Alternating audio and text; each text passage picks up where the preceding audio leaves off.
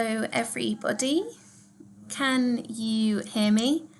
Do let me know if you are able to hear me in the chat.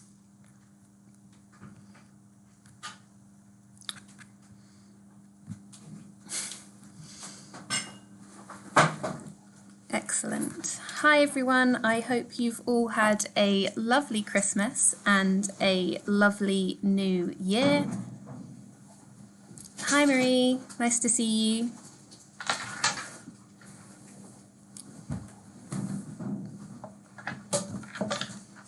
Hi Paige, thanks for joining us today.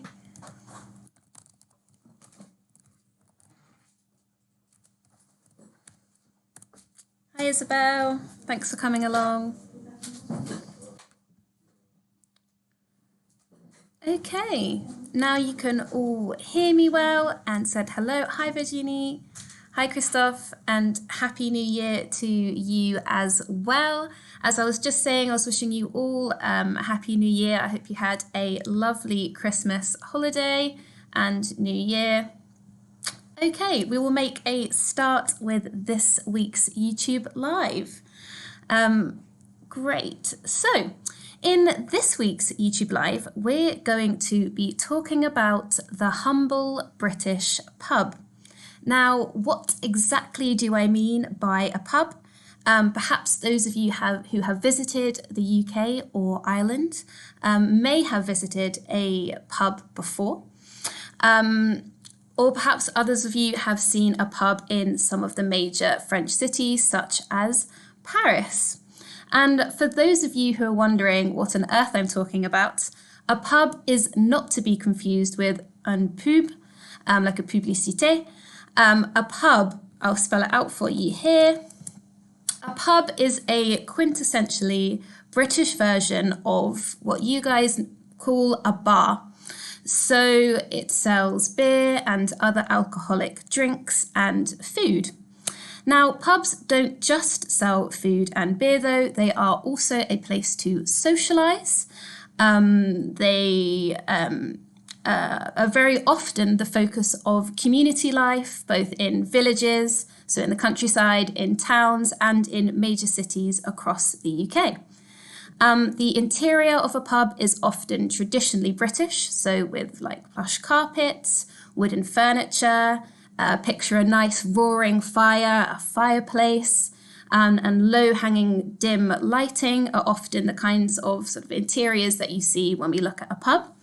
Many will also have a beer garden, and I will copy and paste that word over for you so you can see how it's spelt, a beer garden. And this serves as an outside socializing area, a little bit like in French, like le terrasse.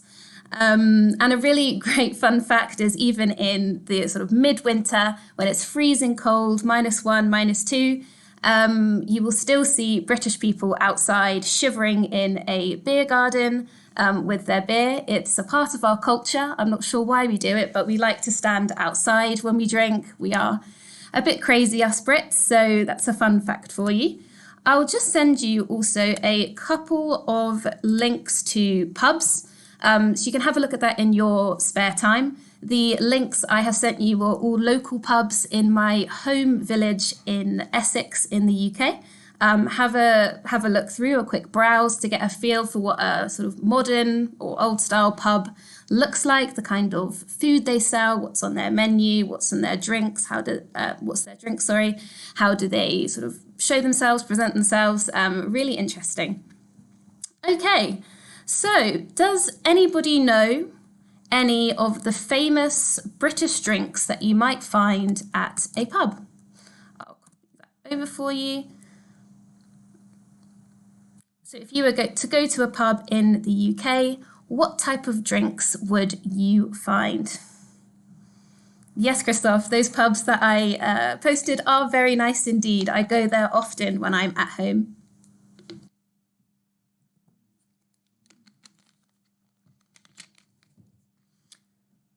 So does anyone know any famous drinks?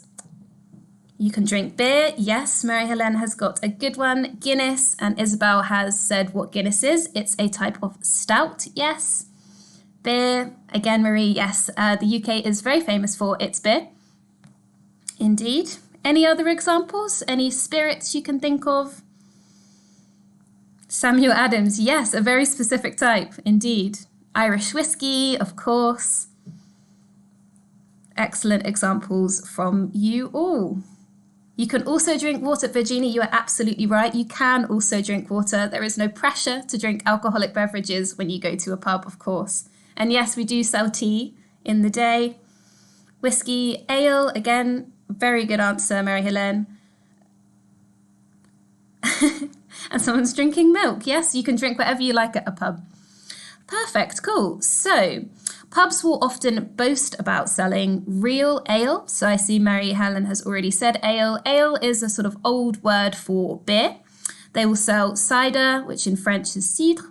So sort of that apple sparkling drink, which is slightly alcoholic. Stout, so for example, Guinness. And the UK is also famous for its whiskies. So those come from Scotland. And of course, for its gin as well. So the famous gin and tonic is very much a British drink.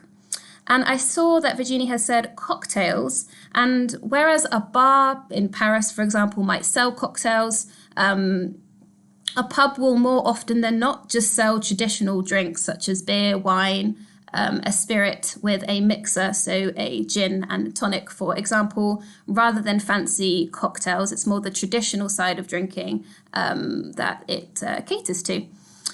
Okay, great. And not only do pubs sell drinks, many also sell typically British food. And does anybody know any types of famous British food or meals that you might find in a pub if you've been to one before?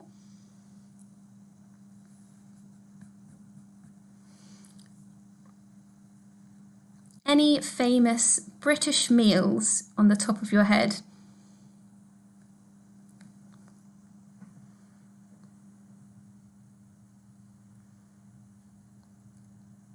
Teed-ho. Christoph Cullen has said teed-ho. I think the word you're looking for is toad in the hole, which, not to worry about, is not a frog. It is sausages in a Yorkshire pudding, which is a kind of batter. So that's a very British example. Apple pie, yes, absolutely. We're famous for apple pie, or apple crumble, which is kind of like the same concept, but with the pastries kind of flaky and crumbled on top. Pudding, yes, we have all sorts of puddings in the UK, Virginie. Marie's got a very good example. Fish and chips. Cod, absolutely. Excellent examples, everyone. So you've all definitely tried a bit of British food. That's good. A couple of examples that I can think of are fish and chips, which we've said already. Another staple is ham, egg, and chips, which is as basic as it sounds. I love that, yes, beans for breakfast. We do indeed have a full English breakfast, which includes beans, sausages, bacon, mushrooms. And Christoph Colin, cod is a type of fish. Okay, cool. And one last example is steak and kidney pie. A pie is a sort of like une tarte, which is covered.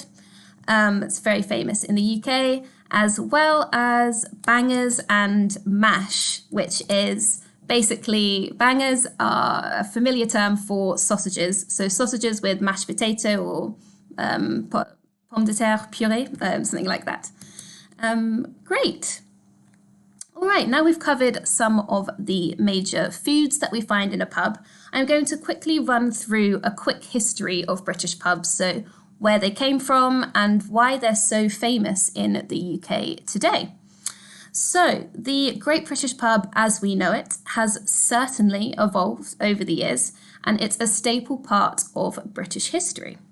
And the very first pubs, believe it or not, date back to the Roman era, so almost 2,000 years ago now, starting out as Roman wine bars called, excuse my accent, tabane. I'll write that out for you. We don't use this word in English today. It is just the old word for a pub back in the Roman times. So when the Romans first invaded Britain, they brought with them the first roads, and the early version of pubs, or as the Italians called them, tabane, were built on these roads to provide food, to provide drink, and to also to provide shelter for the Roman troops that were traveling up and down the country during the sort of invasion of the UK. As time went on, the face of the pub evolved to cater to the needs of British people. And the word tabane, I'm not 100% sure how you pronounce that, transformed into tavern. And we still use that word today. You might find at an old pub, they will call it a tavern. However, the word pub is generally more used than a tavern.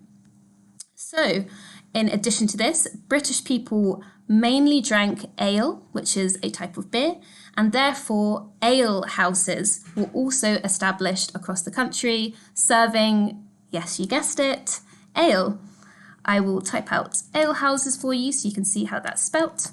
Again, much like the word tavern, you would understand what an ale house is if you said that to somebody in England, and it might be used for marketing purposes to make a pub look old and traditional. However, we do tend to call an ale house a pub in modern day English.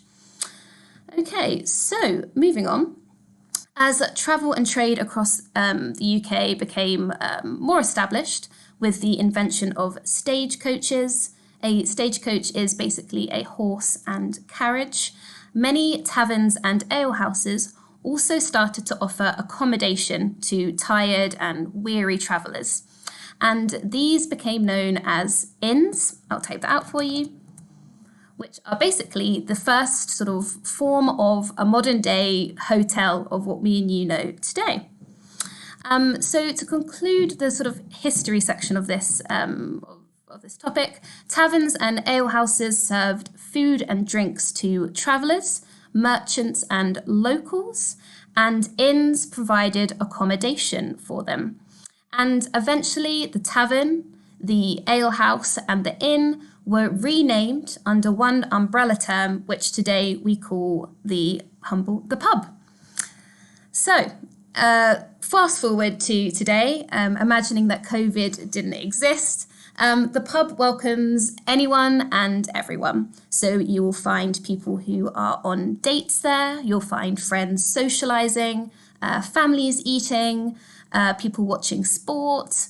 Anyone can go to a pub and chat to almost anyone. The ambience and atmosphere in a pub is really welcoming, and British pubs are very much known to be social areas. So if you ever find yourself visiting the UK and you'd like to practice your English, I highly recommend going to a pub and talking with a few of the locals. They would be, in most cases, more than delighted to talk with you, as the pub, as I said before, is really social and sort of a lively area to be.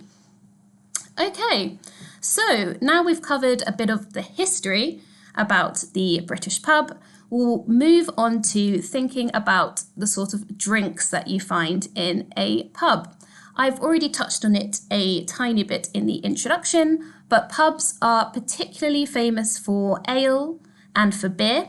And if you go to a pub, you will often see the sign saying real ale served here. I'll copy and paste that for you, which is an indication that they've got some really interesting beers on tap, and that it's sort of a traditional establishment to drink in. And throughout history, ale and more modern English beer have always formed a part of our sort of the staple British diet. And actually, in the olden days, drinking ale was much safer than drinking water. Today, the ale and beer market has exploded in Britain, with traditional brews, so your sort of standard, your IPA or your sort of darker beers, lighter beers, have also evolved to some really crazy flavours that you'll find in some pubs and in some supermarkets today. So, for example, when I used to work at a bar, we sold beers that were like peanut butter flavoured, coffee beer, as well as fruity beers like grapefruit, for example. So how we drink beer has certainly changed. It's becoming more exciting, and the market is definitely growing in the UK. Now, pubs are also famous for spirits. A spirit is spelt like this, and it's basically your stronger alcohol, so gin, vodka, whiskey, brandy, drinks like that, which you have with sort of a small shot and a mixer. A mixer is things such as Coke, lemonade, orange juice, essentially what you mix with your spirit. The UK is famous for its gin and whiskey. In the 1600s, cheap spirits such as gin from Holland came onto the market in the UK and have been popular ever since. And whiskey has been distilled in Scotland for hundreds of years and has always been a staple spirit that you would find in a pub. Now, my question for you all is, what is your favourite drink? It can be alcoholic or non-alcoholic. I remember Virginie said water earlier, so don't feel pressure to say an alcohol.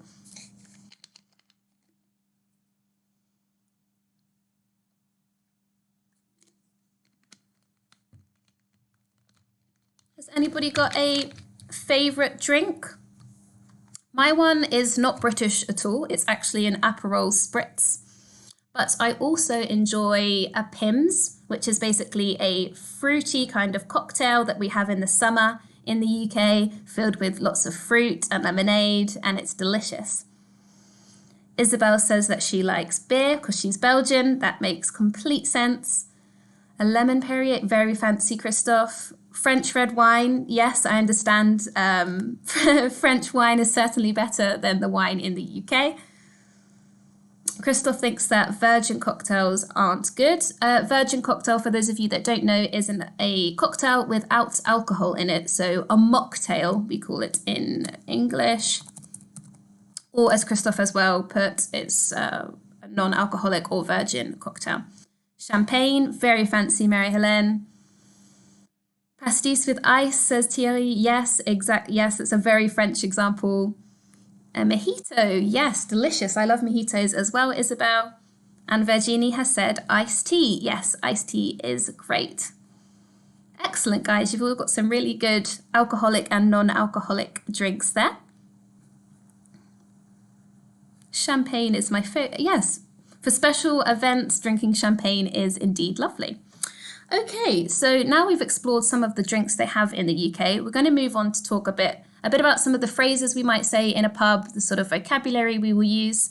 And one of the weird and sort of wonderful things about British pubs is that it brings with it a wealth of vocabulary that you will see nowhere else. And there are many useful phrases and vocabulary that really come in handy when we're talking about drinks. So, for example, for those of you that like beer, like Isabel, in many pubs you will find two options for beers, which are called bottled beer and beer on tap. And as a quick definition, beer on tap is poured from a keg. So, for example, a keg is a sort of a barrel in which the beer is stored, and it's poured like so in my wonderful demonstration. And bottled beer is beer that is already bottled or that it's in a can. And if you go to a pub, you might ask the bartender when you're ordering your drinks, is this beer bottled or on tap? And they'll let you know whether it's, pression in French. Thank you, Christophe. Yes. Perfect. Okay, now my next question for you is, does anyone know the measurement we use to order beer on tap? So if you were to go to the bar, how would you order a beer? What would be the word you use?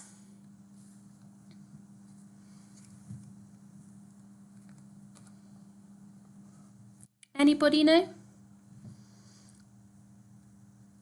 Excellent, guys. A pint. Yes, so you can either order a pint, as Marie has said, and Christophe, or you can order a half pint. So you can just say it as one word. I will have a half, please, which means like une demi. Excellent. You guys all know your vocabulary well. Remember, Marie-Hélène, that pint in English does not have the E on the end like it does in French, but your answer is nevertheless correct. Great. Okay, and for those of you who prefer wine, I'm afraid that the choice in the UK is usually much more limited than in famous France. Often people will order something called house wine. I'll just copy that over for you. You can see how it's spelt. House wine, and this is basically the most popular wine in the pub that's sold, and this is often the cheapest wine available on the menu as well. So you might say to a bartender, I would like a glass of house red or house white. So that means you'd like either a glass of their most popular red wine or a glass of their most popular white wine. And lastly, if you are out socializing in Britain, it's really common to, and really polite as a sort of a social etiquette that we have, is to buy your friends a drink, and in exchange, they will buy you a drink back. And we have a collective noun to describe this. It is called a round. I'll spell that out for you so you can see how it's spelt. It is called a round. And a round is basically a collection of drinks. So you might say to your friends, I will get this round, which means that basically it is you that is going to buy the next set of drinks, and you're going to buy drinks for everybody at your table. If you go up to the bar and the bartender might say to you, would you like another round? I'll just show you how that's spelt. Would you like another round? Which basically means in sort of familiar English, would you like the same set of drinks again? Okay, and my question for you at the end of a little vocabulary section is, does anyone know what we say in English when we've finished our drinks or our food and we want to pay? What is the word?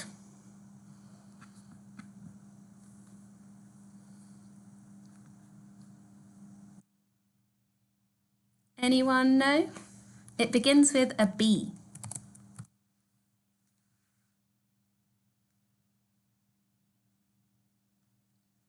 Exactly, yes. You would ask for the bill. That's spelled B-I-L-L. You could go up to the bar and say, please, may I have the bill? Could I please get the bill? Virginie, the order is at the beginning. So when the waiter takes your initial order, that's the set of drinks that they take when you are getting your drinks at the beginning of your evening at the pub. No need to say sorry, not at all. It's absolutely fine. Yes, and Isabel's got it well. May I have the bill? Yes, it hasn't got a T on the end. It's B-I-L-L. Excellent. Wonderful. Okay, so I promise that I'm not trying to make you all alcoholics this evening. British pubs are, as we touched on before, not only famous for their drinks, they're also famous for their food. And we touched on a couple of the famous meals before, such as fish and chips, a Sunday roast, steak and kidney pie, things like this. And the key takeaways to sort of think about when we think about eating in a pub is, I've got 3 good ones for you. Number 1, more often than not, the meal is served with a side of potatoes. So that either takes the form of chips or mashed potato.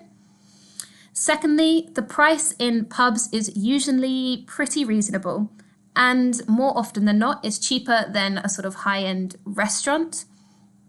And number 3 is pub food is also known as pub grub. I will spell that out for you so you can see what it looks like. Pub grub. And pub grub is, so your fish and chips, your roasts, your full English breakfasts, your steak and kidney pie.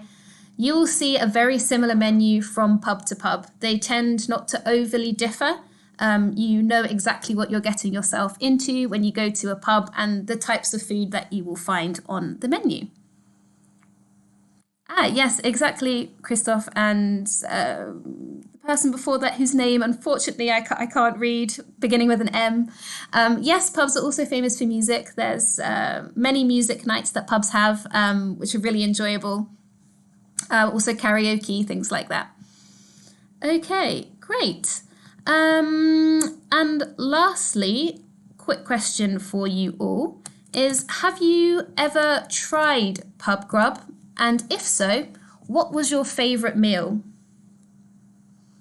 So for me, my favourite is fish and chips.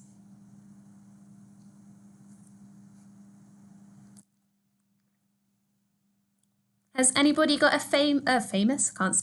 favourite British meal?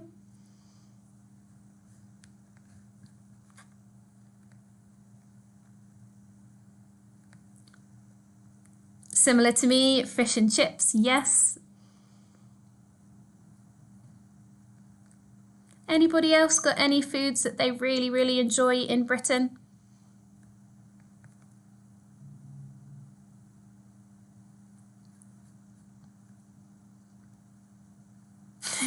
Maria Elena said bangers and mash. Yes, absolutely. And for those of you that have forgotten, bangers mean sausages in English.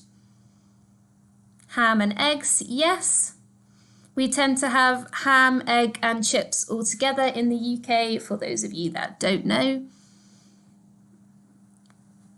Cod, yes, so cod is the type of fish and chips again. And Tyria said beans and sausages. Now sausages is spelt like this, sausage. Excellent examples from everybody. Okay, great. So now we've covered food, drink, the history of the pub. I'm going to quickly talk about activities that are in a British pub as well.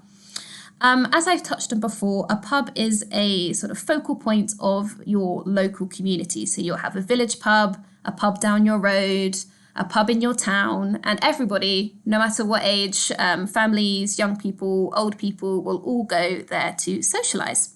And there's plenty of activities that are sort of typical to a British pub, and I'll quickly run through 3 of them. So the first one is quiz nights. So the pub quiz, a quick background story, was established in Britain in 1970 and is hugely popular even today. It's usually an evening event which you attend with your family or with your friends. And how it works is the players will divide into teams, and the quizmaster, that's the person asking the questions. I'll just show you how that's spelt. Quizmaster will ask a series of questions to everybody on sport, on cinema, on politics, on celebrities, on current news. And it's up to the teams to record their answers down, and the winner of the quiz usually gets a sort of a bottle of wine or a free round of drinks at the end. Secondly, pubs are really famous for sport. So games such as darts and pool are particularly popular in UK pubs. As Christophe has already said, you can play darts. Darts in French, fléchette, and pool is billard. And it's very common to see people playing these sorts of games late into the night. And then lastly, pubs are famous for watching sport. So say there was a big football match, a big rugby match, some golf, a cricket game.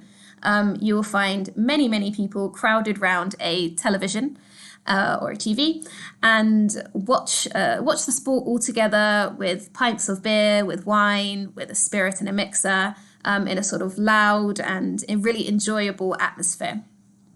Okay, so that rounds up everything for today.